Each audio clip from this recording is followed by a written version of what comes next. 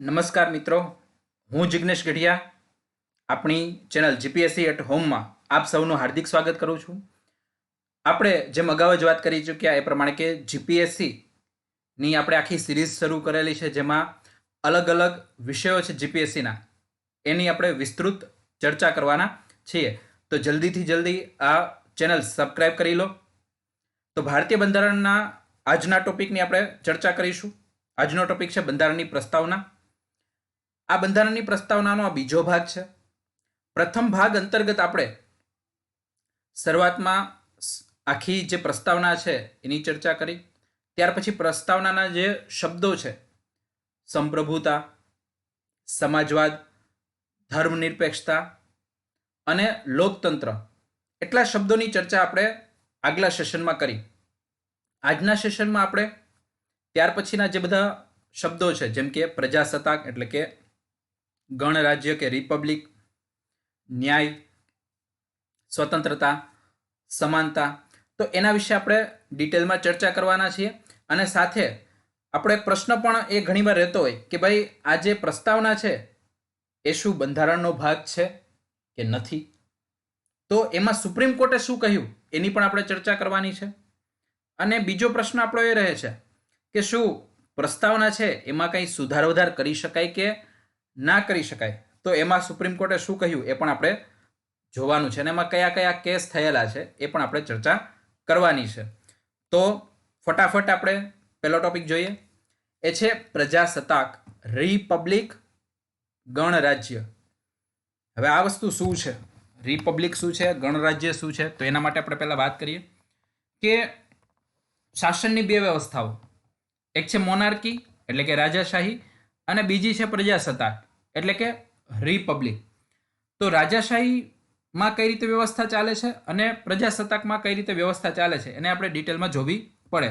જેમ કે રાજાશાહીની વાત કરીએ તો રાજાશાહી છે ત્યાં રાજ્યના જે વડા હોય, પછી એ રાણી હોય કે રાજા હોય, એનાથી કોઈ ફરક નથી પડતો, પણ રાજા કે રાણી છે એનું પદ કેવું હોય, એ પદ હોય વારસાગત હોય, કે રાજા એનો જે પુત્ર છે, જે રાજકુમાર છે, એ પછી રાજા બનશે, પાછો એનો પુત્ર છે એ પાછો રાજા બનશે.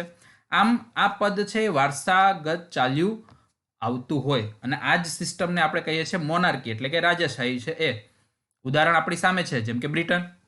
તો બ્રિટનમાં જે પણ રાજા કે રાણી, એ પદ કેવું છે, વંશાનુગત ચાલી આવ્યું છે. તો આ પ્રકારની એક આખી વ્યવસ્થા છે. બીજી વ્યવસ્થા એ છે પ્રજાસત્તાક એટલે કે રિપબ્લિક. તો આ રિપબ્લિકમાં શું હોય, તો એમાં જે રાજ્યનો જે સર્વોચ્ચ વડા હોય એ ચૂંટાઈને આવે.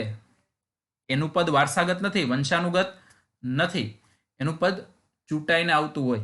તો આ બાબત ખાસ ધ્યાનમાં રાખવાની છે.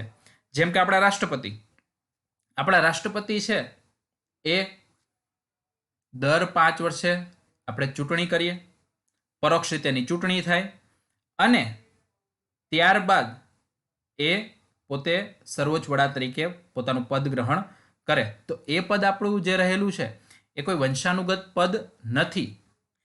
આવી જે વ્યવસ્થાઓ છે એમને પ્રજાસત્તાક અથવા રિપબ્લિક કહેવામાં આવે.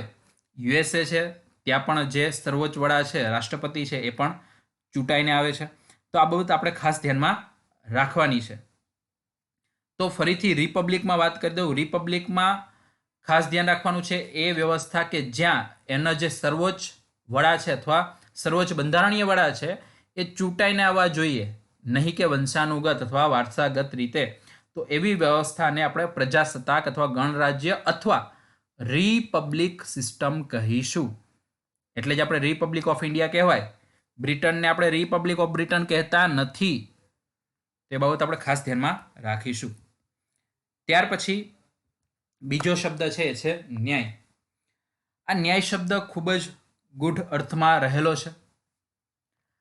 આ શબ્દને વિશે આપણે ચર્ચા કરીએ તો ઘણી બધી ચર્ચા કરી શકીએ, પણ અત્યારે આપણે જે ચર્ચાઓ છે એ સીમિત માત્રામાં કરવાના છીએ. ન્યાયની જ્યારે આપણે વાત કરી રહ્યા છીએ તો ભારતના પરિપ્રેક્ષ્યમાં આપણે 3 પ્રકારના ન્યાયની વાત કરવાના છીએ: સામાજિક ન્યાય, આર્થિક ન્યાય અને રાજકીય ન્યાય. આપણી પ્રસ્તાવનામાં આ 3 ન્યાયનો ઉલ્લેખ કરેલો છે. તો ત્રણેય ન્યાય છે એની થોડીક ચર્ચાઓ છે આપણે કરીશું. બાકી આ બધા ટોપિક છે ખૂબ જ વિસ્તૃત માત્રામાં રહેલા છે, પણ આપણે થોડીક અત્યારે ચર્ચા કરવાના છીએ. તો આ બધા જે ન્યાય છે એ આપણા બંધારણમાં ક્યાં ક્યાં ઉલ્લેખિત છે, તો ખાસ ધ્યાન રાખજો કે જે આપણા મૂળભૂત અધિકારો છે તેમાં રાજકીય ન્યાય એનો ઉલ્લેખ રહેલો છે. જ્યારે રાજ્યના માર્ગદર્શક સિદ્ધાંતો છે એમાં સામાજિક અને આર્થિક ન્યાયની બાબતોનો આપણે સમાવેશ કરેલો છે. રાજકીય ન્યાય એટલે જેમ આપણે સ્વતંત્રતાના હકો આપેલા છે કે હરવા ફરવાની સ્વતંત્રતા, વાણીની સ્વતંત્રતા, અભિવ્યક્તિની સ્વતંત્રતા, તો આ બધી બાબતો અથવા રાજકીય બાબતો છે, રાજકીય ન્યાય છે, મૂળભૂત અધિકારોમાં આપેલ છે. અને જ્યારે રાજ્યના માર્ગદર્શક સિદ્ધાંતો છે ત્યાં આપણે સામાજિક અને આર્થિક ન્યાયની વાત કરેલી છે. એટલે કે કોઈ ભેદભાવ કરવામાં નહીં આવે, સ્ત્રી અને પુરુષ છે એમને સમાન ગણવામાં આવશે, સમાન કાર્ય માટે સમાન વેતન આપવામાં આવશે, ની વાત કરવામાં આવેલી છે, સમાન નાગરિક સંહિતાની વાત કરેલી છે. તો ત્યાં સામાજિક અને આર્થિક ન્યાયની વાત કરેલી છે.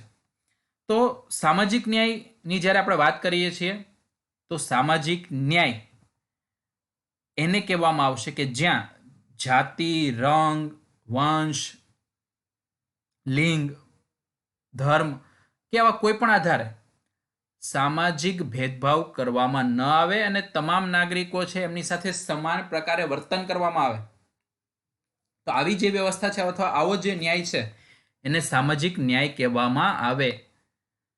એટલે જે પણ સમાજમાં ભેદભાવ રહેલા હોય એ પછી ધર્મના આધારે હોય, જાતિના આધારે હોય, લિંગના આધારે હોય, એ બધાને હટાવીને એક સમાનતા લાવવી એને કહેવાશે સામાજિક ન્યાય. આની અંતર્ગત એ પણ ખાસ ધ્યાનમાં રાખવાનું છે કે કોઈ એવો ખાસ વર્ગ, ઇલાઇટ વર્ગ કે કોઈ છે ત્યાં એમને વિશેષ અધિકાર ન આપવો, એટલે કે વિશેષ અધિકારોની ગેરહાજરી, અથવા જેટલા પણ પછાત વર્ગો છે, પછી એસસી હોય, એસટી હોય, ઓબીસી હોય, તો એમને સમાજની મુખ્ય ધારામાં લાવવા માટે ક્યાંક ને ક્યાંક સરકાર પ્રયત્નરત રહે. અથવા જે અત્યાર સુધી જે લિંગના ભેદભાવો થયા સ્ત્રી અને પુરુષો વચ્ચે અને એમના કારણે જે મહિલાઓની સ્થિતિ છે એ પછાત થઈ ગઈ, તો એમની સ્થિતિમાં સુધારો કરવા માટે આપણે એને વિશેષ અધિકારો આપીએ, તો એ બધી બાબતો આવશે સામાજિક ન્યાય અંતર્ગત. તો જે ખાસ વર્ગો રાખવા અથવા ખાસ વર્ગોને વિશેષતાઓ આપવી એ બધું હટાવી દેવાનું, અને જે સમાજથી પછાત રહી ગયા છે એ બધાને વિશેષ સુવિધાઓ આપીને આગળ લાવવા, એ બાબત તમને અહીંયા ન્યાય અંતર્ગત જોવા મળે છે. ત્યાર પછી જો વાત કરીએ આર્થિક ન્યાયની, તો આર્થિક ન્યાયમાં પણ એ જ રીતે કે ભાઈ આર્થિક પરિબળોના આધારે લોકોમાં જે ભેદભાવ છે એ ન કરવો. એટલે કે સમાજમાં અમીર ગરીબ વચ્ચેનો જે ભેદભાવ છે એ ક્યાંક ને ક્યાંક ઓછો કરવો. જે આર્થિક અસમાનતા છે એ ઓછી કરવી. તો એ ઓછી કઈ રીતે થશે? તો એ ઓછી થશે ડિસ્ટ્રીબ્યુટિવ જસ્ટિસથી, એટલે કે વિતરણાત્મક ન્યાયના આધારે. વિતરણાત્મક ન્યાય એટલે શું? તો સાદી ભાષામાં કહીએ કે જેમની પાસે ખૂબ મોટા પ્રમાણમાં સંસાધનો રહેલા છે તો એમના પર વધારે કર નાખવો, એમની પાસેથી વધારે ટેક્સની ચૂકવણી એમની પાસેથી લેવી, અને એ પૈસાનો ઉપયોગ પછાત વર્ગો અથવા જે સમાજથી જે આર્થિક રીતે પછાત રહી ગયા છે એમની પાછળ એ પૈસાનો ઉપયોગ કરો. લોક કલ્યાણકારી રાજ્ય છે એની વિભાવના ઉપર કાર્ય કરવું, એ બધી બાબતો તમને આર્થિક ન્યાયમાં જોવા મળે. તો આમ સામાજિક ન્યાય અને આર્થિક ન્યાયનું જો સંયોજન જોઈએ તો એને કહેવાય વિતરિત ન્યાય અથવા ડિસ્ટ્રીબ્યુટિવ જસ્ટિસ. આ ડિસ્ટ્રીબ્યુટિવ જસ્ટિસ છે એ ખાસ તમારે ધ્યાનમાં રાખવાનું છે, કારણ કે ભારત છે ડિસ્ટ્રીબ્યુટિવ જસ્ટિસ ઉપર ચાલે છે. એમના જે નિયમો છે એ ક્યાંક ને ક્યાંક વિતરિત ન્યાય છે એના અનુસંધાનમાં રહીને કાર્ય કરે છે. તો આ બાબત આપણે ખાસ ધ્યાનમાં રાખીશું. અને ત્રીજું છે રાજકીય ન્યાય. તો રાજકીય ન્યાયમાં સમાજના બધા નાગરિકોને સમાન રાજકીય અધિકાર આપવો. યુનિવર્સલ એડલ્ટ ફ્રેન્ચાઇઝ એટલે કે મતાધિકાર કેના આધારે? પુખ્ત મતાધિકાર, કે જેમની 18 વર્ષની ઉંમર થઈ ગઈ છે તો એમને એના આધારે મત અધિકાર આપો. ત્યાં એવું જોવા નહીં આવે કે ભાઈ આ બ્રાહ્મણ છે કે એસસી છે કે એસટી. જેમના 18 વર્ષ કમ્પ્લીટ થઈ જશે, પૂર્ણ થઈ જશે, તો એમને એ આધારે મતદાન આપવા દેવામાં આવે છે. તો આ બાબત આપણે ખાસ ધ્યાનમાં રાખીશું. તો રાજકીય ન્યાયમાં બધાને સમાન રાજકીય અધિકાર આપવામાં આવે. જેટલી પણ રાજકીય કચેરીઓ છે ત્યાં સમાન રીતે પ્રવેશ આપવામાં આવે અને સરકારમાં સમાન રીતે હિસ્સો આપવામાં આવે. એટલે કે સરકારમાં જે પ્રતિનિધિ છે તો એમાં દરેક વર્ગો છે પોતાનું પ્રતિનિધિત્વ જાળવે એવી વ્યવસ્થાઓ રાખવામાં આવે. તો આટલી બાબત હતી રાજકીય ન્યાય, સામાજિક ન્યાય અને આર્થિક ન્યાય છે એની. તો આ જે આદર્શ છે, આ ફેક્ચ્યુઅલ ડિટેલ્સ આપણે ધ્યાનમાં રાખવાની છે કે ભાઈ આ ન્યાયનો આદર્શ છે તો એ ક્યાંથી લીધેલો છે? તો એ રશિયન ક્રાંતિ છે એ આના આધારે થઈ હતી. 1917 છે એમાં, જે લેનિન દ્વારા કરવામાં આવેલી હતી. તો ન્યાયનો આદર્શ આપણે ત્યાંથી લીધેલો છે. ત્યાર પછીનો શબ્દ છે સ્વાતંત્ર્ય, લિબર્ટીની વાત કરીએ તો જો થોડાક શબ્દોમાં આપણે વાત કરીએ તો એને કહેવાય પ્રતિબંધોની ગેરહાજરી. કે ભાઈ તમારા ઉપર કોઈ પ્રકારના રિસ્ટ્રિક્શન ના રાખે તો એને તમે કહો ભાઈ આપણને સ્વતંત્રતા મળી. માની લો અત્યારે લોકડાઉન છે તો તમે એમ માની રહ્યા છો કે ભાઈ અત્યારે આપણી સ્વતંત્રતા છીનવાઈ ગઈ છે, પણ સરકાર છે એ શું કરે કે ભાઈ ચાલો કાલથી છે એ દરેક વ્યક્તિ છે એને પૂર્ણપણે સ્વતંત્રતા આપે છે, જેમને જ્યાં જવું ત્યાં ફરી શકે, અથવા અમે જેટલા પણ પ્રતિબંધો છે, લોકડાઉન છે, પૂર્ણપણે હટાવી લઈએ છીએ, હવે તમે બધી જગ્યાએ ફરી શકો છો. તો એને કહેવાય સ્વાતંત્ર્ય અથવા કે પ્રતિબંધોની ગેરહાજરી. પણ આ એક સરળ ભાષામાં મેં તમને સમજાવ્યું છે. આપણી જે સ્વાતંત્રતા છે એમાં ઘણી બધી બાબતો આવે છે, એટલે એ પણ આપણે આગળ જોવાનું છે. હવે આ સ્વતંત્રતા આપવા પાછળનું કારણ શું? તો એની પાછળનું કારણ એ જ છે કે અલગ અલગ જે વ્યક્તિઓ છે, ઇન્ડિવિજ્યુઅલ જે ભારતના નાગરિકો છે, એ પોતાનો વ્યક્તિત્વનો જે વિકાસ છે, પોતાની જે પર્સનાલિટી ડેવલપમેન્ટ છે એ કરી શકે. કારણ કે વ્યક્તિત્વનું જે વિકાસ છે એમ વ્યક્તિના વિચારોથી થાય, વિચારોથી વાણી બને, તેનાથી જ આચરણ થાય અને આચરણથી જ એ પોતાનો વિકાસ કરી શકે. તો આ બાબત ખાસ જરૂરી છે કે વ્યક્તિત્વનો વિકાસ, પર્સનાલિટી ડેવલપમેન્ટ છે એ ક્યારે થઈ શકે? જ્યારે એને પૂર્ણપણે સ્વતંત્રતા આપવામાં આવે. અહીં પ્રસ્તાવના છે એમાં આપણને અલગ અલગ ઘણી સ્વતંત્રતા આપેલી છે, જેમ કે વિચારની સ્વતંત્રતા, અભિવ્યક્તિની સ્વતંત્રતા, પોતાની જે માન્યતાઓ છે એને માનવાની સ્વતંત્રતા, પોતાના જે અલગ અલગ વિશ્વાસ પોતે ધરાવે છે અલગ અલગ બાબતોમાં કે આ કરવી જોઈએ ને આ ના કરવી જોઈએ તો તેની સ્વતંત્રતા, અને ઉપાસનાની સ્વતંત્રતા, એટલે કે પોતે જે ધર્મમાં માને છે અથવા નથી માનતા એ દરેક બાબતો છે એમાં ઉપાસનાની સ્વતંત્રતા અહીં આપવામાં આવેલી છે. તો આ જે બાબતો છે સ્વતંત્રતા, સમાનતા અને બંધુતા, એ જે બધા આદર્શો છે એ આપણે ફ્રેન્ચ ક્રાંતિમાંથી લીધેલા છે. કારણ કે ફ્રેન્ચ ક્રાંતિનો જે બેઝ હતો, જે પાયો હતો એ આ જ હતો કે લોકો પાસે સ્વતંત્રતા હોવી જોઈએ, સમાજમાં સમાનતા હોવી જોઈએ અને બંધુતા હોવી જોઈએ. તો ફ્રેન્ચ ક્રાંતિમાંથી આપણા ઘણા જે સ્વતંત્ર સેનાનીઓ હતા, ક્રાંતિકારીઓ હતા, એમને પ્રેરણા લીધી હતી. ભગતસિંહ હોય, સુખદેવ હોય, રાજગુરુ હોય, આઝાદ હોય, તો આ બધાઓએ ક્યાંક ને ક્યાંક આ ફ્રેન્ચ ક્રાંતિમાંથી આ બધા આદર્શો છે ત્યાંથી પ્રેરણા લીધી હતી. ત્યાર પછી આપણે ચર્ચા કરીએ સમાનતાની. તો સમાનતાનો અર્થ તેમાં ખાસ ધ્યાનમાં રાખવાનું છે બે પ્રકારે, પોઝિટિવ એન્ડ નેગેટિવ. નેગેટિવ ક્યારે? કે જ્યારે આપણે જે વિશેષ અધિકારો છે એને ઘટાડીએ, લોકોને અલગ અલગ ધર્મના આધારે, જાતિના આધારે જે વિશેષ અધિકારો એમને પહેલેથી બાંધી રાખેલા છે એને ઘટાડીએ અને પછી સમાજમાં સમાનતા લાવીએ. એક એ સમાનતા, એટલે વિશેષ અધિકારોની ગેરહાજરી. અને બીજું કે કોઈ પણ ભેદભાવ વગર દરેક લોકોને સમાન રીતે પૂરતી તકોની જોગવાઈ આપવામાં આવે. માની લો કે જે ખૂબ જ પછાત રહી ગયા છે, એસસી છે, એસટી છે, તો એમને આપણે શું કર્યું? એમણે આપણે અનામત આપી અને એમની આ બધી જોગવાઈઓને કારણે, અનામતની જોગવાઈઓને કારણે આપણે શું કરી શક્યા? સમાજમાં મુખ્ય ધારામાં લાવી શક્યા અને જે ભેદભાવ હતો એને આપણે ઘણા ખરા અંશે ઘટાડી શક્યા. તો આવી જે તકો આપણે પૂરી પાડી એને પણ સમાનતા કહેવામાં આવે છે. તો અહીં પોઝિટિવ નેગેટિવ બંને એપ્રોચ આપણે ખાસ ધ્યાનમાં રાખવાના છે. એક તરફ વિશેષ અધિકારોની ગેરહાજરી અને બીજી તરફ આ જે બધા ભેદભાવો છે એને હટાવીને દરેકને સમાન તકો પૂરી પાડવાની જોગવાઈ. આપણી પ્રસ્તાવના છે એમાં બે બાબતોની સમાનતાની વાત કરી છે. એક તો સ્ટેટસ એટલે કે સમાન દરજ્જો અને બીજું છે અવસરની સમાનતા. દરજ્જો એટલે સિમ્પલ વસ્તુ છે કે ભાઈ સમાજમાં દરેકને સમાન દરજ્જો મળવો જોઈએ. ઉચ્ચ નીચના ભેદભાવ ના હોવો જોઈએ. ભાઈ આ કાસ્ટના આધારે અથવા જાતિના આધારે આ ઉચ્ચ જાતિ અથવા નિમ્ન જાતિ અથવા ધર્મના આધારે આ ઉચ્ચ ધર્મ અથવા નિમ્ન ધર્મ એ પ્રકારનું કોઈ છે ક્લાસિફિકેશન, વર્ગીકરણ નથી કરવાનું.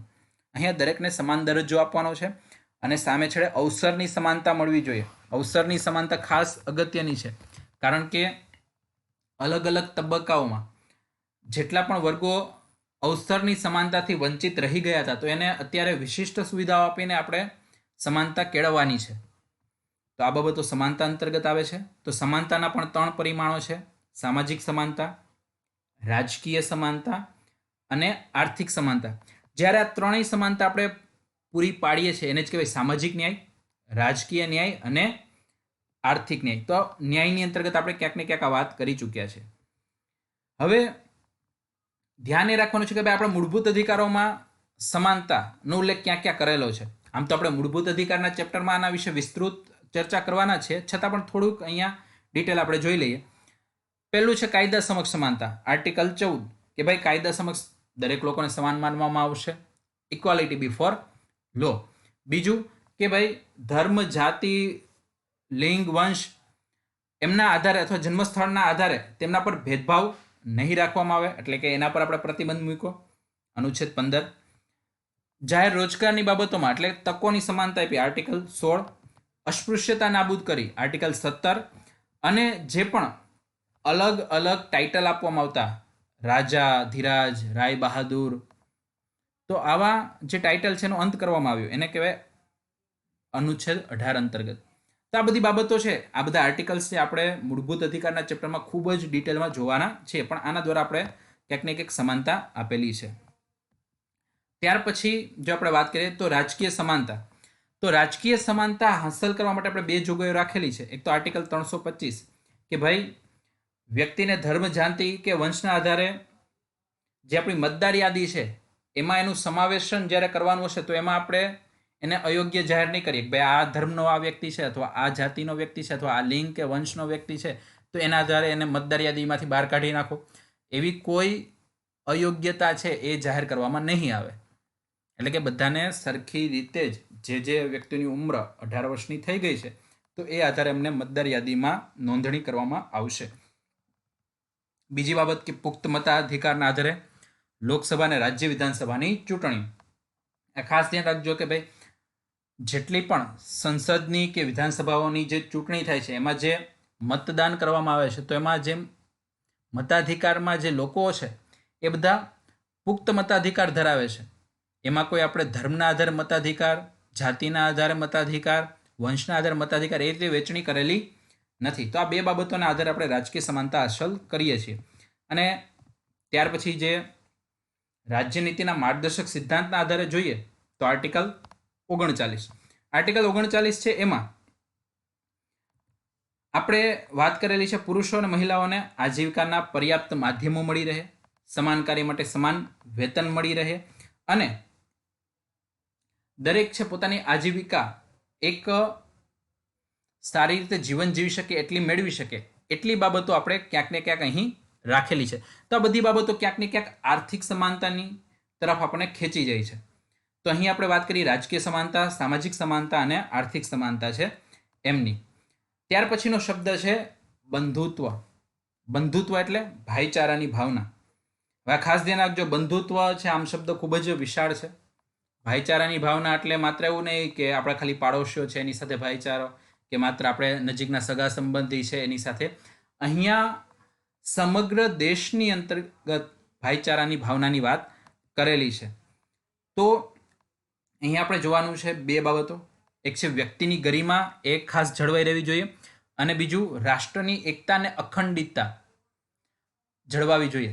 આ બંધુતાની અંતર્ગત ધ્યાનમાં રાખવાનું છે કે આપણે કોઈ ક્ષેત્રવાદ તરફ આગળ નથી વધવાનું, આપણે કોઈ સાંપ્રદાયિકવાદ છે એના તરફ આગળ નથી વધવાનું, પણ આ બધી બાબતો, આ બધી વિચારધારાઓ છે એક સાઈડમાં રાખીને આપણે એક ભારતીય નાગરિક તરીકે રાષ્ટ્રની એકતા અને અખંડિતતા જાળવવાની છે. તો એ બાબત અહીંયા આપેલી છે. આ શબ્દ જો કે આપણે 42માં બંધારણ સુધાર 1976 દ્વારા આપણી પ્રસ્તાવનામાં ઉમેરેલો હતો, પણ છતાં આપણા બંધારણમાં તો ઓલરેડી બંધુત્વની બાબતો ક્યાંક ને ક્યાંક આપણા રાજ્યના માર્ગદર્શક સિદ્ધાંતોને એમાં ક્યાંક ને ક્યાંક તમને જોવા મળે છે. આપણી ફરજોમાં પણ આપણને જોવા મળે છે. આપણી જે ફરજ છે, જેમ કે આર્ટિકલ 51A, તો એમાં એ પણ વાત કહેલી છે કે ભાઈ મહિલાઓનું ગૌરવ, એમની ગરિમા જળવાઈ રહે એ માટે પ્રયત્નો કરવા, તથા મહિલાઓના ગૌરવની સામે જે અપમાનજનક પ્રથાઓ છે, સતી પ્રથા છે, દૂધ પીતી કરવાનો રિવાજ, તો આવી બધી પ્રથાઓનો ત્યાગ કરવામાં આવે એ દરેક નાગરિકની ફરજ રહેવી જોઈએ. તો જ એક બંધુત્વની ભાવના છે એના વ્યાપક સ્વરૂપની અંતર્ગત આપણે જોઈ શકીશું. તો એ પણ આપણે ખાસ ધ્યાનમાં રાખવાની જરૂર છે. અને ફરીથી કે આ ભારતની અખંડતા અને એકતાનું રક્ષણ કરવું એ દરેક ભારતીય નાગરિકની એક ફરજ અને એમની એક જવાબદારી છે. જો પોતે જ એકતા અને અખંડિતતા નહીં જાળવી શકે તો એ દેશ માટે શું કરી શકશે? તો આ બાબત આપણે ખાસ ધ્યાનમાં રાખવાની છે. તો અહીંયા જે ભારતીય બંધારણની જે પ્રસ્તાવના છે એના જે બધા શબ્દો છે ને આપણે વિસ્તૃત છણાવટ કરી લીધી, પણ આપણા બે પ્રશ્નો હતા. એ પ્રશ્નો એ હતા કે શું આમુખ છે એ બંધારણનો ભાગ છે કે નહીં, અને બીજો પ્રશ્ન એ હતો કે ભાઈ આમુખમાં સુધાર કરી શકાય કે ન કરી શકાય. તો અહીંયા પ્રથમ પ્રશ્ન આપણે જોઈએ કે ભાઈ બંધારણના એક ભાગ તરીકે આમુખ. તો આપણો પ્રશ્ન એ છે કે ભાઈ એ બંધારણનો ભાગ છે કે નહીં. તો સૌ પ્રથમ એક કેસ થયો હતો, બેરુબારી યુનિયન કેસ 1960. અત્યારે આ કેસની બહુ ડિટેલમાં આપણે ચર્ચા નહીં કરીએ, એ પછી ક્યારેક જોશું આપણે. તો અહીં આ કેસ અંતર્ગત સુપ્રીમ કોર્ટે એવું કહ્યું ભાઈ આ જે પ્રસ્તાવના છે એ તો આપણી જેટલી બંધારણની જોગવાઈઓ છે એનો સાર બતાવે છે, એનું ખાલી એસેન્સ બતાવે છે. એ કંઈ એવું જરૂરી નથી કે એ બંધારણનો ભાગ હોય. એટલે અહીંયા કીધું છે કે ભાઈ એ ખાલી માત્ર એસેન્સ છે, સાર છે, એ કોઈ બંધારણનો હિસ્સો નથી. તો આમ સુપ્રીમ કોર્ટે આ બેરુબારી યુનિયન કેસમાં ચુકાદો આપતા કહ્યું કે પ્રસ્તાવના બંધારણનો ભાગ નથી. ખાસ ધ્યાન રાખજો, બેરુબારી યુનિયન કેસમાં સુપ્રીમ કોર્ટે શું કહ્યું? પ્રસ્તાવના બંધારણનો ભાગ નથી. ત્યાર પછી પાછો કેસ થાય છે 1973માં. ત્યારે કેશવાનંદ ભારતી કેસમાં સુપ્રીમ કોર્ટે જે અગાઉ પોતાનો જે ચુકાદો આપ્યો હતો એને હટાવી દીધો, એને નકારી કાઢ્યો, અને પછી શું કહ્યું?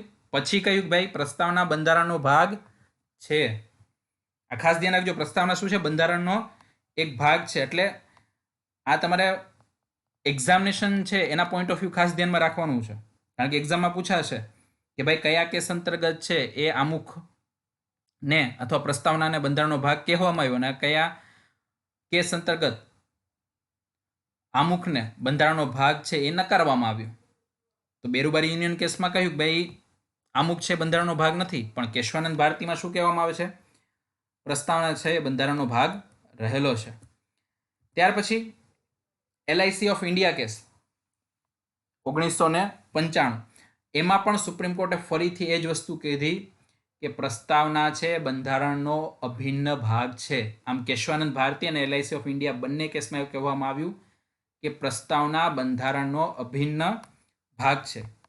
અહીં આપણે બે બાબતો ધ્યાનમાં લેવાની છે. પહેલું એ કે પ્રસ્તાવના છે એ કોઈ વિધાનસભા કે સંસદ છે એની શક્તિનો સ્ત્રોત નથી, અથવા ન તો એ વિધાનસભાની કોઈ સત્તા ઉપર પ્રતિબંધ મૂકે છે, એટલે સોર્સય નથી કે એ કોઈ પોતે રિસ્ટ્રિક્શન નથી.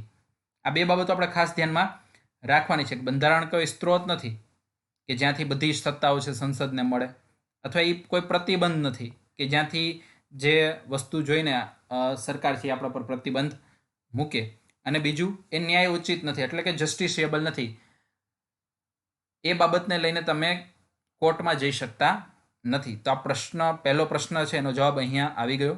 બીજો આપણો પ્રશ્ન કે ભાઈ આમુખમાં સુધાર થાય કે ન થાય, એટલે આમુખમાં સુધારની શક્યતા કેટલી રહેલી છે.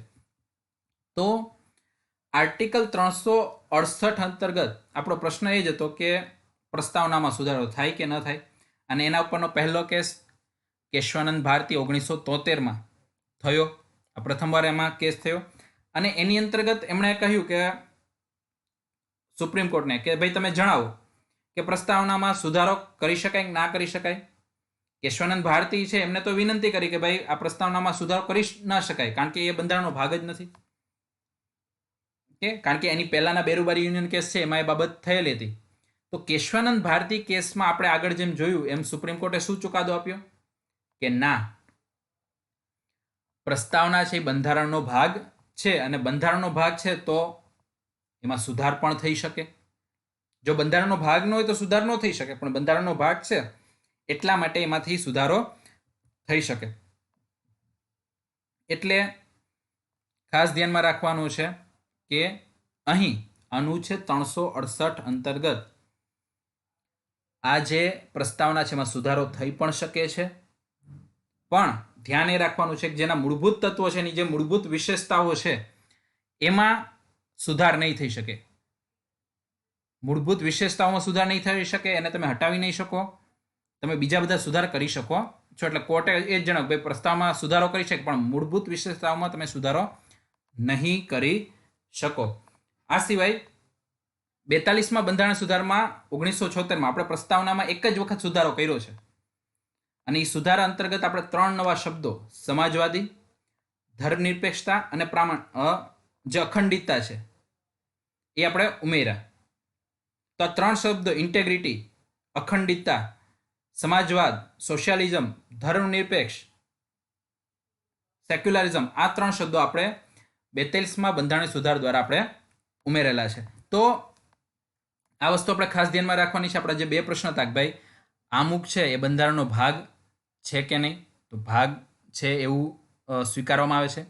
બીજો આપણો પ્રશ્ન હતો કે એમાં સુધાર થઈ શકે કે ના થઈ શકે, તો કેશવાનંદ ભારતી કેસથી એ સ્વીકારવામાં આવ્યું કે એમાં સુધાર થઈ શકે, પરંતુ જે બંધારણની મુખ્ય વિશેષતાઓ છે અથવા બંધારણની જે મુખ્ય ફીચર્સ છે એમાં તમે સુધાર ના કરી શકો અથવા તેને હટાવી ન શકો, પણ બીજી બધી બાબતોમાં તમે ક્યાંક ને ક્યાંક સુધાર કરી શકો છો. તો આમ આપણે અહીંયા પ્રસ્તાવનાની ખૂબ જ વિસ્તૃત ચર્ચા કરી, એના શબ્દોની ચર્ચા કરી, અને આ બધી બાબતો ક્યાંક ને ક્યાંક આપણે પ્રિલિમ્સ અને મેઇન્સમાં ખૂબ જ છે યુઝફુલ થશે. આ સાથે આપણે આપણો આજનો જે વિડીયો લેક્ચર છે અહીંયા સમાપ્ત કરશું. આનું જ પછીનું જે સેશન છે એની અંતર્ગત આપણે બંધારણનો જે પહેલો ભાગ છે એની આપણે વિસ્તૃતમાં આપણે ચર્ચા કરવાના છીએ. ત્યાં સુધી સૌને જય હિન્દ, જય Bharat. Stay home, stay safe.